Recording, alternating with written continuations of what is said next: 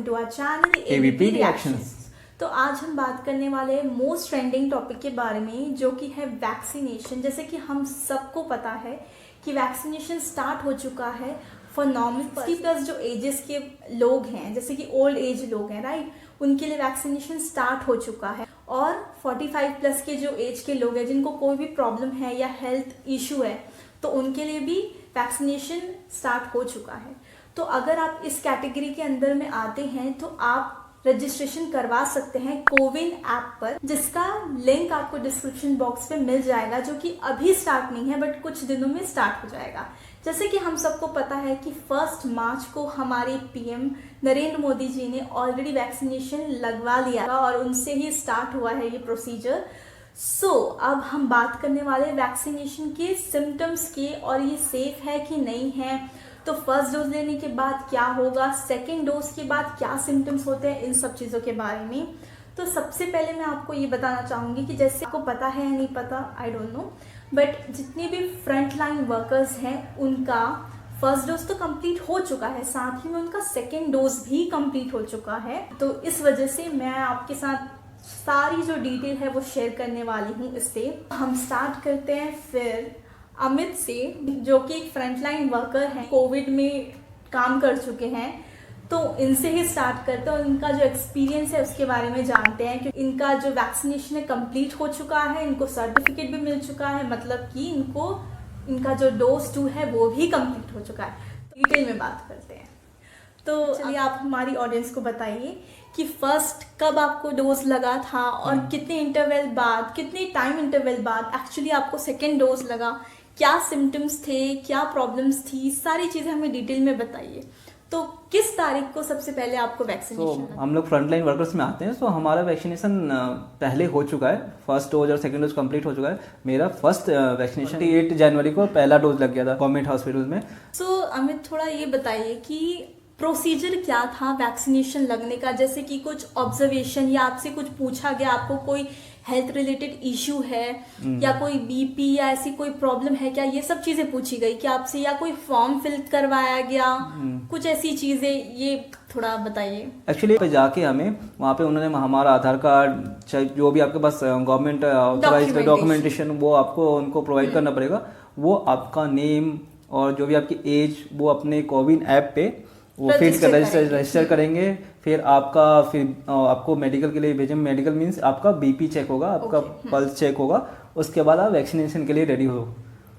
तो आप वहाँ पे फिर आपको वैक्सीनेशन रूम में आपको भेज दिया जाएगा कि वहाँ पे एक सिस्टर होगी, वो आपको वैक्सीनेशन डोज के लिए आपको तैयार करेगी। जो वैक्सीन उसके पास अवेलेबल है, कोविशील्ड या कोवैक्सीन, वो आपको इंस्टेंट वहाँ पे जो भी गवर्नमेंट के थ्रू सप्लाई है वो आपको वहीं पे देगी। तो वो जो सिस्टर होंगी वो आपको बताएगी कि ये कोवैक्सीन है या कोविशील्ड है। आपको देने से पहले ये बताएंगी वो सिस्टर की कोवैक्सीन है कोविशील्ड। मुझे तो कोविशील्ड लगा था, तो उन्होंने पहले मुझे बताया कि ये कोविशील्ड है, so I am giving Covishield to you. So मुझे उन्होंने कोविशील्ड दी। बाद उन्होंने फिर आधे घंटे तक उन्होंने सबने ऑब्जर्वेशन में रखा कि वैक्सीन लेने के बाद क्या होता है।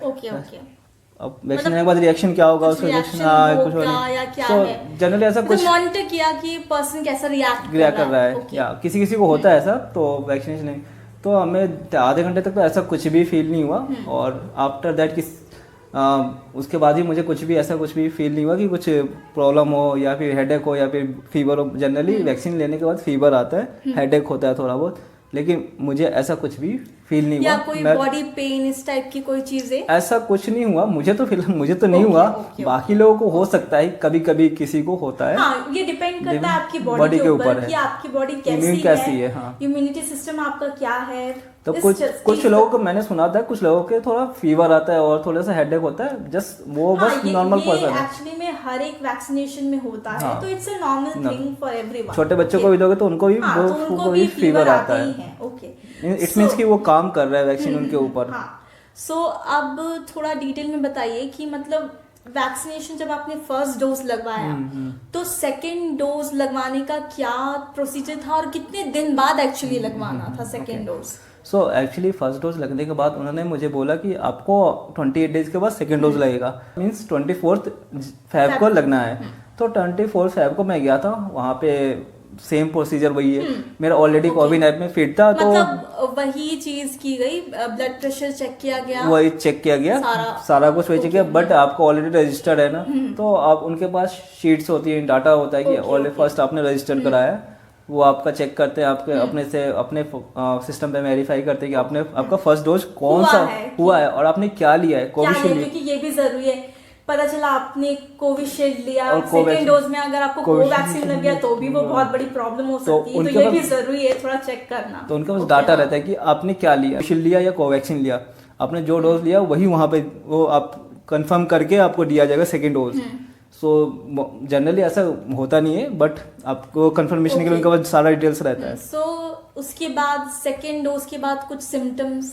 सेकेंड डोज तो मुझे सेकेंड डोज के बाद भी मुझे ऐसा कुछ फील नहीं हुआ। ओके, सो लकीली कुछ भी नहीं हुआ। मुझे तो कुछ नहीं हुआ, बाकी लोगों को ऐसा होता है बट मुझे नहीं हुआ। वही मैं थोड़ा बहुत बॉडी पेन या फीवर हो सकता है किसी को, जनरली कॉमन है, बट सेकेंड डोज के बाद भी मुझे कुछ ऐसा फील नहीं हुआ। आपको वैक्सीनेशन लगवाना चाहिए, कोई डरने की बात नहीं है, बिल्कुल सेफ है ये। और सबसे बड़ी बात, जैसे कि आप देख रहे हैं कि अमित को कोविशील्ड का वैक्सीन लगा हुआ है जो कि सीरम इंस्टीट्यूट से है, और हमारे प्राइम मिनिस्टर जी को कोवैक्सीन लगा था जो कि भारत बायोटेक हैदराबाद का है।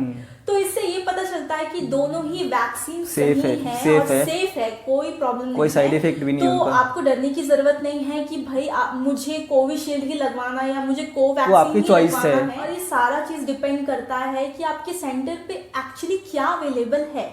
तो उनके पास अगर कोविशील्ड अवेलेबल है तो वही वैक्सीन आपको लगेगी, और कोवैक्सीन अवेलेबल है तो वही वैक्सीन लगेगी, तो उस पर भी आपकी चॉइस हो सकती है। सो हमें जैसे कि आपका वैक्सीनेशन कंप्लीट हो चुका है, आपको सर्टिफिकेट भी मिल चुका है, तो मैं आपसे ये पूछना चाहूंगी कि क्या आप मास्क लगाते हैं अभी भी?